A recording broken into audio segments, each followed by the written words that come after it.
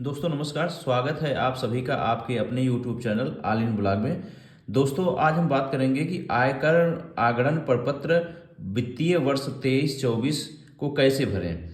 तो दोस्तों आप जो लेफ्ट साइड में यहाँ लिखा है मंथ, यहाँ 2023 से लेके फरवरी 2024 तक का जितना वेतन मंथली मिला हुआ है वो सब आयकर आगरण प्रपत्र में लिखा रहता है।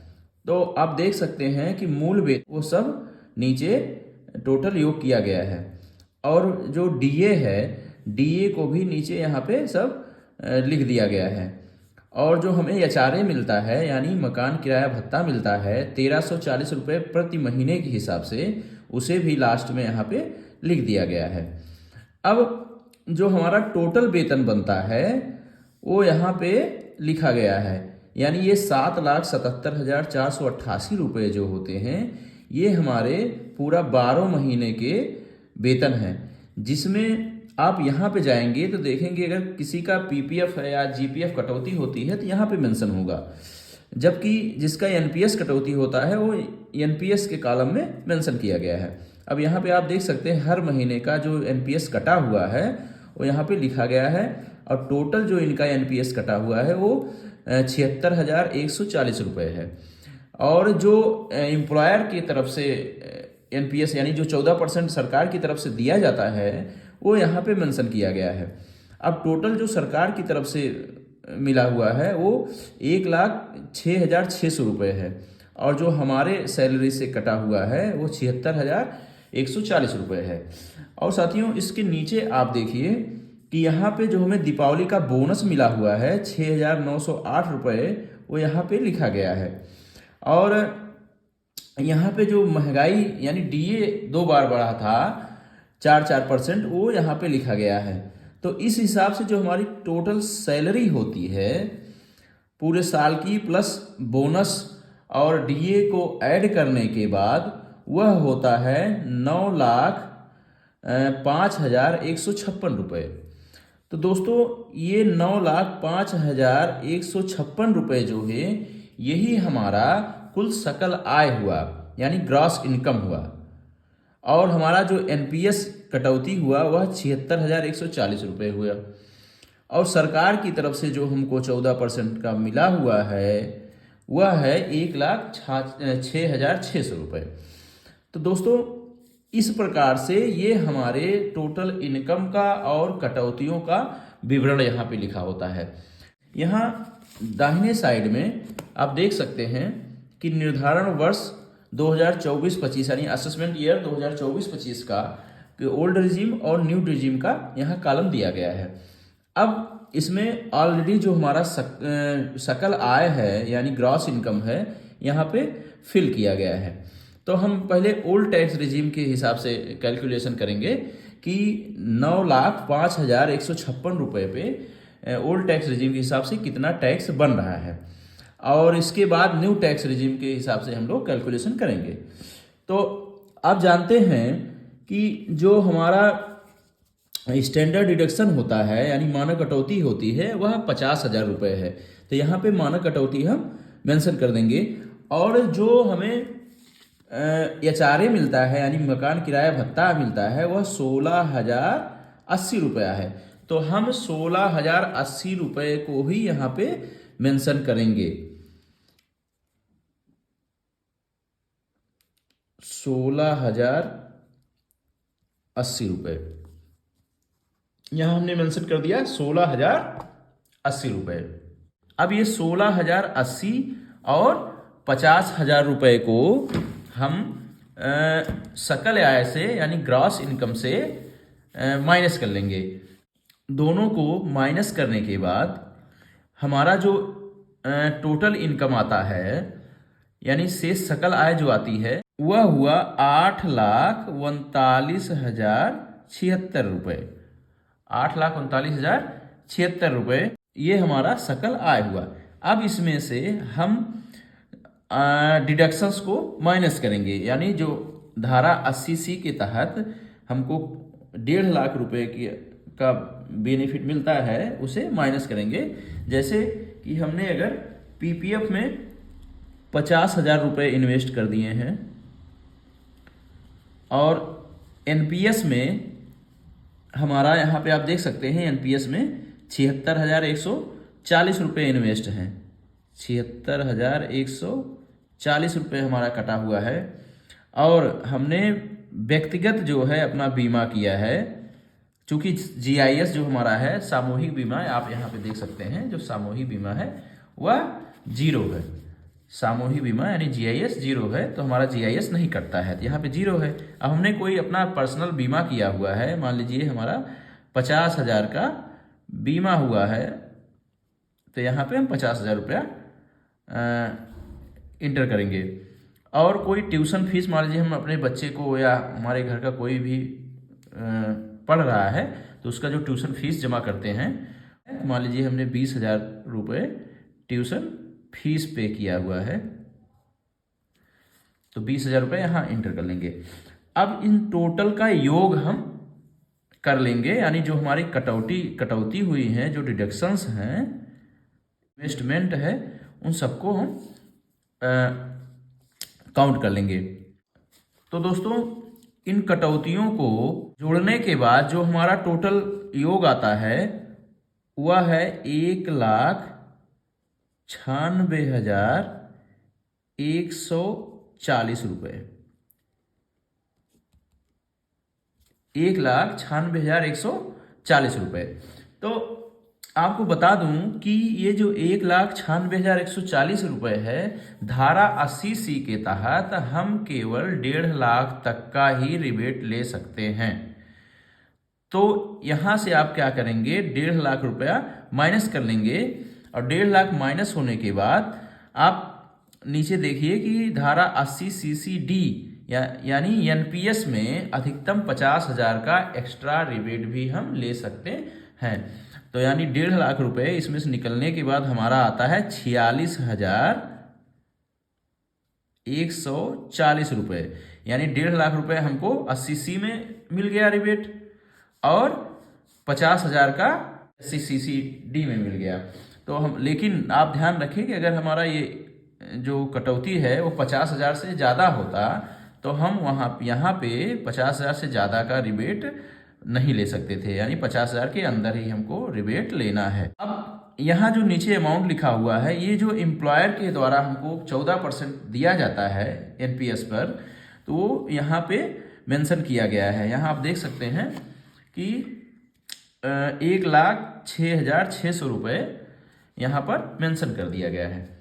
अब 1,06,600 रुपये को क्या करना है, ग्रास इनकम से, यानी जो हमारा कुल सकल आय है, जो टोटल इनकम आया है, वहाँ से माइनस कर लेना है। तो यानी ये हमारे जितने भी कटौती हैं सबको माइनस कर लेना है। यानी 1,96,000 रुपये और 1,06,600 रुपये को 8,39,076 रुपये से माइनस करना है। दोस्तों ये ध्यान दीजिएगा कि ये जो हमारा 1,06,600 रुपये है, ये जो एम्प्लॉयर के द्वारा हमें 14% दिया गया है, उसे हमारे ग्रास इनकम में ऐड कर दिया गया है।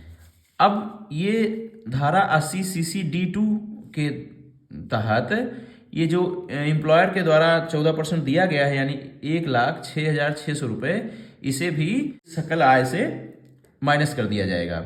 यानी जो टोटल हमारा डिडक्शन बना 50,000 रुपये, 76,140, 50,000, 20,000, ये टोटल जो बन रहे हैं, यानी 1,96,140 रुपये प्लस 1,06,600 रुपये को काउंट करके हम ग्रास इनकम से यानी सकल आय से माइनस कर देंगे। इसे माइनस करने के बाद जो हमारा करयोग आय आ रहा है वह है 5,36,336। 5,36,336 यही जो है टोटल इनकम इसको बोला जाता है, यानी टोटल इनकम कर योग आय, ये 5,36,336 रुपये आ रहा है। अब जो ओल्ड टैक्स रिजीम है उसमें जीरो से लेके 2.5 लाख रुपए तक का जो टैक्स होता है वह नील होता है।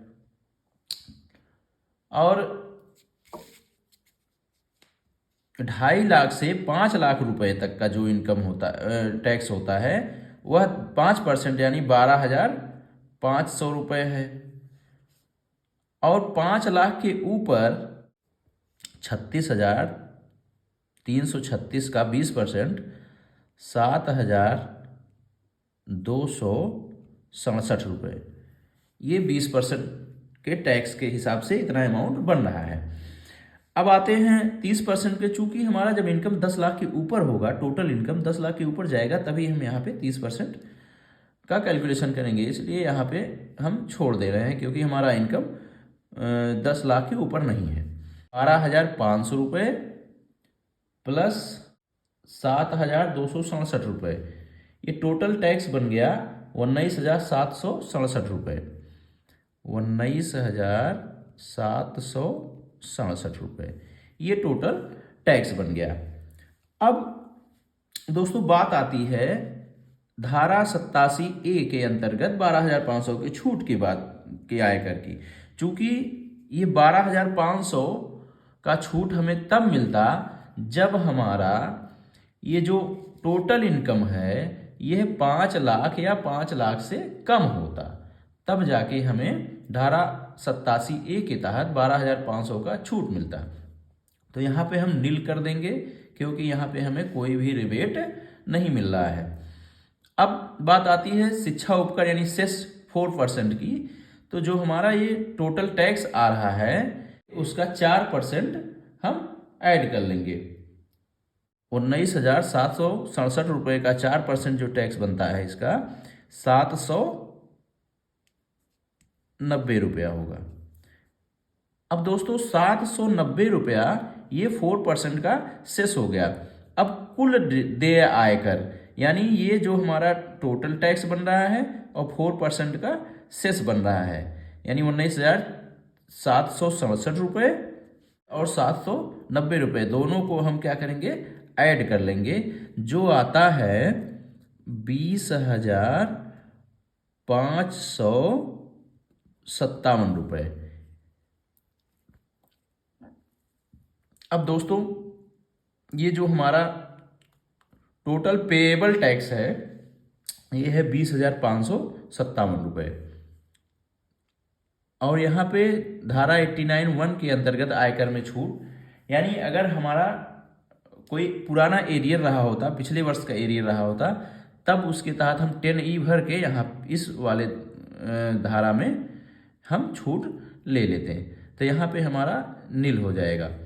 और स्रोत पर कोई हमारी अग्रिम कटौती नहीं है टैक्स की, तो यहाँ पे हमारा 0 हो जाएगा। अब जो शुद्ध देय आयकर बन रहा है वह हमारा है 20,557 रुपये। यही हमारा ओल्ड टैक्स रिजीम के हिसाब से टोटल टैक्स बन रहा है। न्यू टैक्स रिजीम के हिसाब से हमारा इनकम टैक्स कितना बनेगा, तो यहाँ भी कैलकुलेशन कर लेते हैं। जो हमारा ग्रास इनकम है 9,05,156 रुपये, और न्यू टैक्स रिजीम में भी आपको स्टैंडर्ड डिडक्शन मिल जाते हैं जो 50,000 का होता है। अब इस टोटल ग्रॉस इनकम से हम स्टैंडर्ड डिडक्शन को माइनस करते हैं तो हमारा जो इनकम आता है, शेष सकल आय आता है, वह है 8,55,156 रुपया। न्यू टैक्स रिजीम के हिसाब से हमें किसी प्रकार का छूट नहीं मिलता है। धारा 80C के तहत या 80CCD के तहत कोई छूट नहीं मिलता है। इसमें केवल धारा 80CCD2 के तहत, यानी जो एम्प्लॉयर के द्वारा हमको 14% का NPS मिलता है, उसी को जो है माइनस किया जाता है। दोस्तों इसमें जो मिला हुआ है वह 1,06,600 रुपये है, तो यानी शेष सकल आय हो रहा है वह 8,55,156 रुपये है। तो इसमें से 1,06,600 रुपये को माइनस कर लेंगे। माइनस करने के बाद जो हमारा कर योग्य आय बनता है वो 7,48,556 रुपये है। अब दोस्तों न्यू टैक्स रिजीम में 0 से 3 लाख रुपए तक का जो इनकम होता है उस पर टैक्स 0 बनता है, और 3 लाख रुपए से 6 लाख तक का जो इनकम है उस पर हमको 5% का टैक्स देना है, यानी जो अमाउंट होता है वह 15,000 रुपये होता है। जो हमारा इनकम है दोस्तों वह 7,48,556 है, यानी 6 लाख के ऊपर जो इनकम है 6 लाख से 9 लाख रुपए तक का, उस पर हमको टैक्स के रूप में 10% देना है। 6 लाख के ऊपर जो हमारा एक्स्ट्रा इनकम हो रहा है वह 1,48,556 रुपये होते हैं। अब 1,48,556 रुपये का 10% अगर निकालते हैं तो 14,856 रुपये होते हैं। अब दोस्तों देख सकते हैं कि 9 लाख से 12 लाख रुपए तक 15% देना है। चूंकि हमारा जो इनकम है, टोटल इनकम है, वह जो है 7,48,000 ही है, तो इसलिए ये सब टैक्स हमारे लिए 0 हो जाएंगे। दोस्तों जो अब टोटल हमारा टैक्स बन रहा है 15,000 और 14,856 को ऐड करने के बाद हमारा जो टोटल टैक्स बन रहा है 29,856 रुपये बन रहे हैं। और 29,856 रुपये पे जो सेस है, शिक्षा उपकर है 4% का, वह 1,194 रुपये हो रहा है। अब इन दोनों को, यानी 29,856 रुपये और 1,194 रुपये, दोनों को जोड़ने के बाद जो टोटल टैक्स आ रहा है हमारा वह 31,050 रुपये आ रहे हैं। यानी दोस्तों आप देख सकते हैं ग्रास इनकम 9,05,156 रुपये पे ओल्ड टैक्स रिजीम के हिसाब से हमें टैक्स जो देना पड़ रहा है वह 20,557 रुपये देना पड़ रहा है, जबकि 9,05,156 रुपये के ही ग्रास इनकम पे हमें न्यू टैक्स रिजीम के हिसाब से 31,050 रुपये टैक्स देने पड़ रहे हैं। तो दोस्तों अगर आपका इनकम 7 लाख रुपए तक है तो आप न्यू टैक्स रिजीम में आप जाइए, अन्यथा अगर आपने इन्वेस्ट किया है और 7 लाख रुपए से ज़्यादा आपका ग्रॉस इनकम है तो आप ओल्ड टैक्स रिजीम को चुनिए। यह ओल्ड टैक्स रिजीम आपके लिए बेनिफिशियल रहेगा। दोस्तों इस प्रकार से आप आयकर आगरण प्रपत्र को स्वयं भर सकते हैं। साथियों अगर ये वीडियो आपको अच्छी लगी हो, आपके काम की लगी हो, तो कृपया चैनल को सब्सक्राइब करिए और वीडियो को लाइक करिए, शेयर करिए। मिलते हैं अगले वीडियो में, तब तक के लिए नमस्कार।